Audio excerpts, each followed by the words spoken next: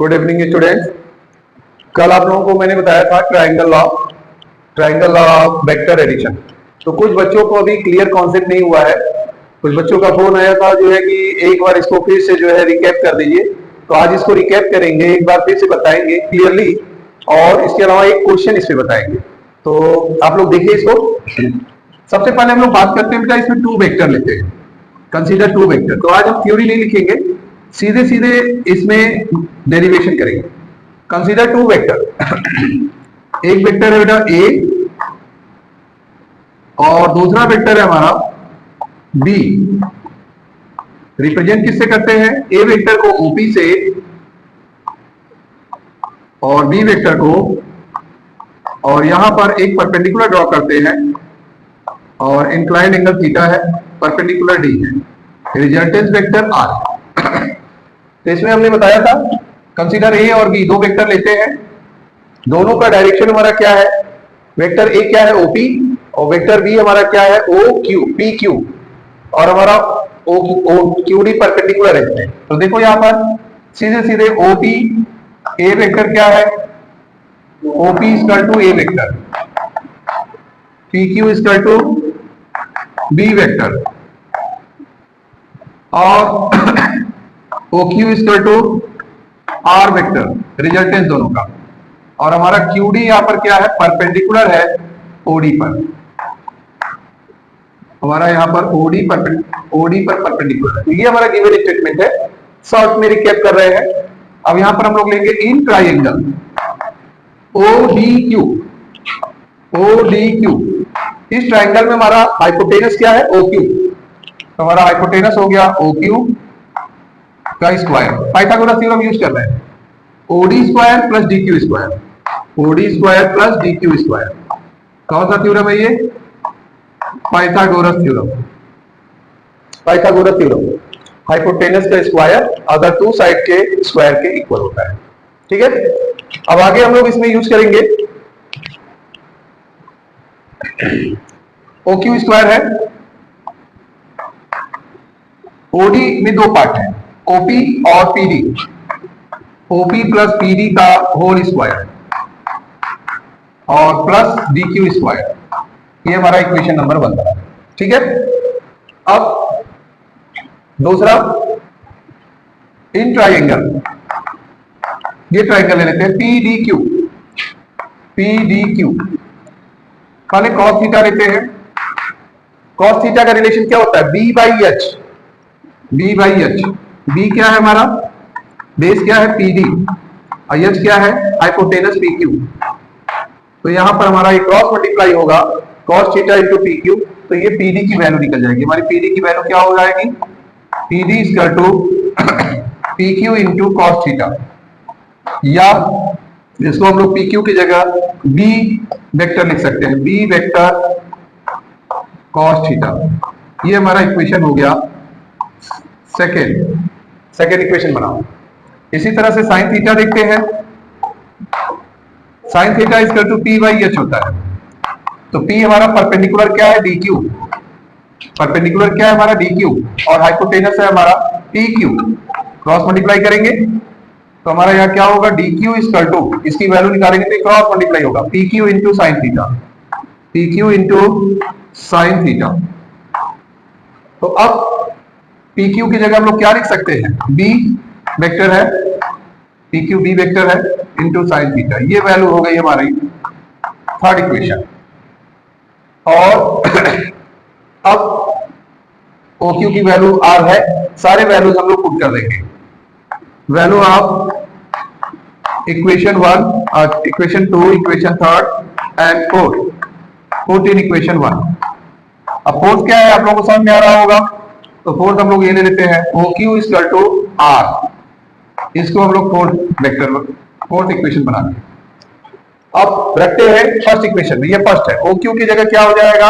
R vector, R का square.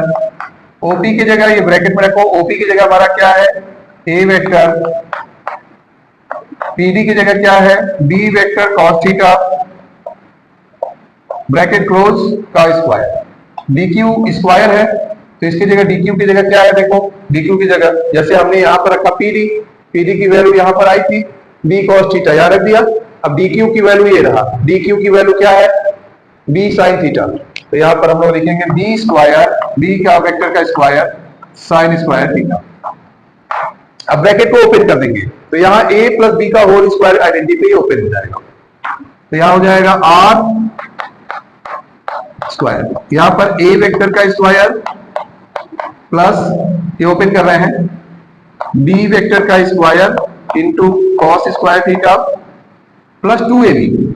2ab का मतलब 2 into A vector B vector into cos theta, 2 a vector B vector cos theta. ये हमारा a plus B के whole square वाले identity को open कर दिया। अब इसकी वैल्यू क्या है, plus B square sine square theta. अब एक काम करेंगे ये वाला value B square cos square theta और B square sine square theta एक साथ अरेंज कर देंगे। तो क्या होगा, a का स्क्वायर a वेक्टर का स्क्वायर, यहां पर हम लोग b वेक्टर का square into cos square theta plus b vector का square into sine square theta और 2ab इंटू कॉस थीटा को लास्ट में कर दिया, 2ab कॉस थीटा, ये लास्ट में हो गया। अब इसमें b स्क्वायर कॉमन कर लेते हैं तो cos square plus sine square एक ब्रैकेट में आ जाएगा। तो यहां पर आ जाएगा a वेक्टर का स्क्वायर प्लस b वेक्टर का स्क्वायर कॉमन कर लिया, b स्क्वायर कॉमन कर लिया, cos square plus sine square, इसकी वैल्यू आप लोग 10th में पढ़ चुके होंगे 1 होता है, cos square plus sine square. इन दोनों को कॉमन करने के बाद cos square plus sine square bracket के अंदर बचा हुआ है, plus 2a vector into B vector into cos theta. अब वेक्टर को हम लोग नॉर्मली फॉर्म में कर लेते हैं मैग्नीट्यूड से हटाकर, ठीक है।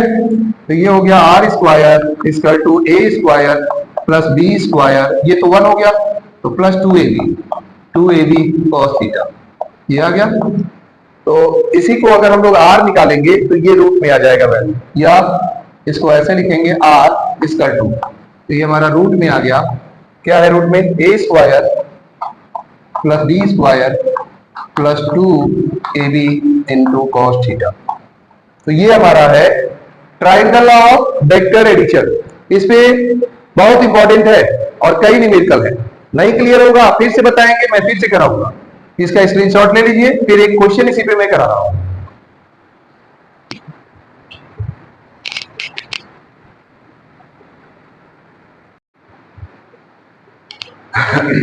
अब इसी ट्राइंगल लॉ पे जो एडिशन वेक्टर है इसी पे एक क्वेश्चन है, two forces each of 4 Newton act on a body. दो फोर्स हैं, दोनों फोर्स की वैल्यू क्या है, 4 न्यूटन, और एक बॉडी पे एक्ट करते हैं एट एंगल 60 डिग्री।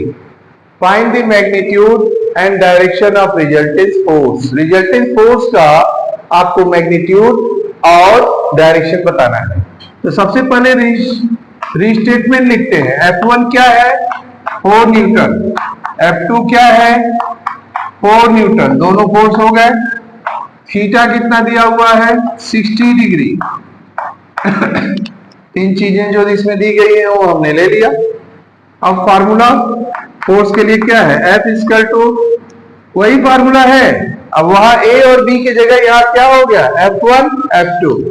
तो रिजल्टेंट फोर्स निकालेंगे, F1 का स्क्वायर प्लस F2 का square plus 2F1 into F2 cos theta, ये है फार्मूला।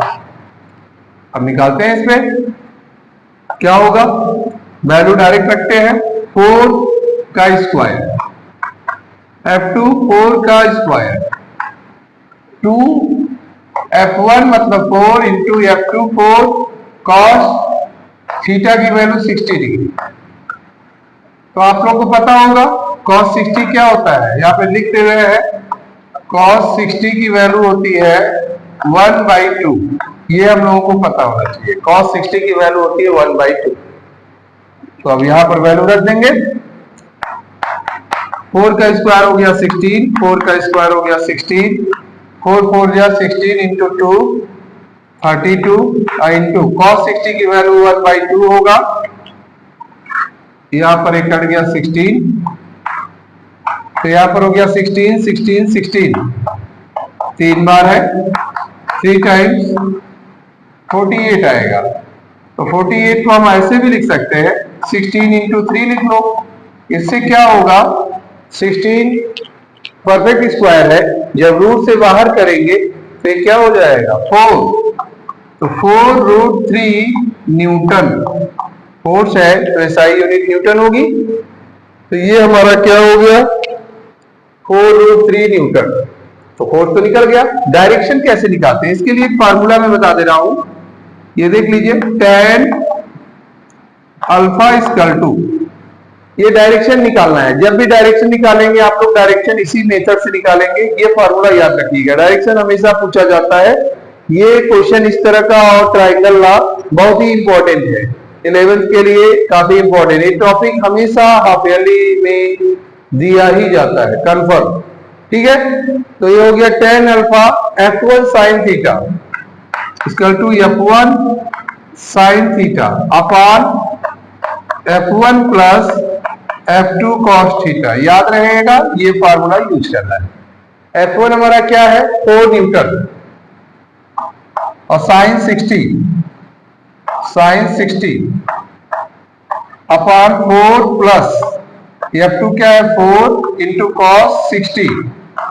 अब वैल्यू रख देते हैं, sin 60 की वैल्यू क्या होती है √3/2, तो 4 इंटू √3/2, ये भी मैं लिख दे रहा हूं यहां पर sin 60।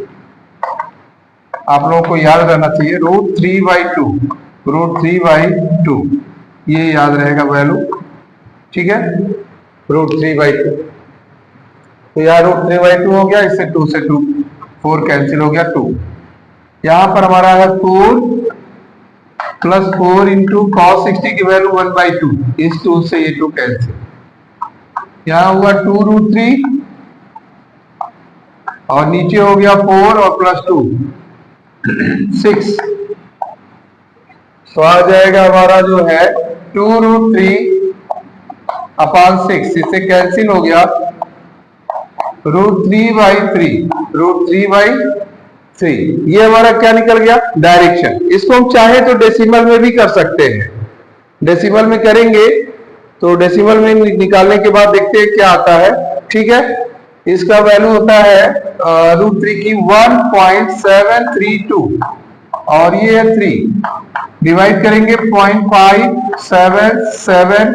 ठीक है, और इसको अगर हम लोग tan की वैल्यू में रखेंगे तो लगभग tan 30 डिग्री आता है। 7 एक प्लेस और निकाल लो, tan 30 का 3 आता है, 5773। तो इसकी वैल्यू अगर हम लोग tan में देखेंगे ट्रिग्नोमेट्रिक टेबल में, इसका टू क्या होगा 30 डिग्री, इसका टू क्या होगा 30 डिग्री, तो यहाँ पर लिख लेंगे 30 डिग्री। ये हो गया डायरेक्शन। तो आप लोगों का ये क्वेश्चन कंप्लीट हुआ। तो इसी के साथ हम लोग जो है, आज कल संडे है, कल क्लासेस नहीं चलेंगी, मंडे को फिर हम लोग पैरेललोग्राम में आएंगे और नेक्स्ट टॉपिक एक नए टॉपिक के साथ। तो आप लोग हार्ड वर्किंग करते रहिए, समर का एंजॉय भी करते रहिए, लेकिन साथ में 11th है तो थोड़ा सा अपनी प्लानिंग के साथ चलिए, कहीं बैक ना हो जाए। Okay, good day.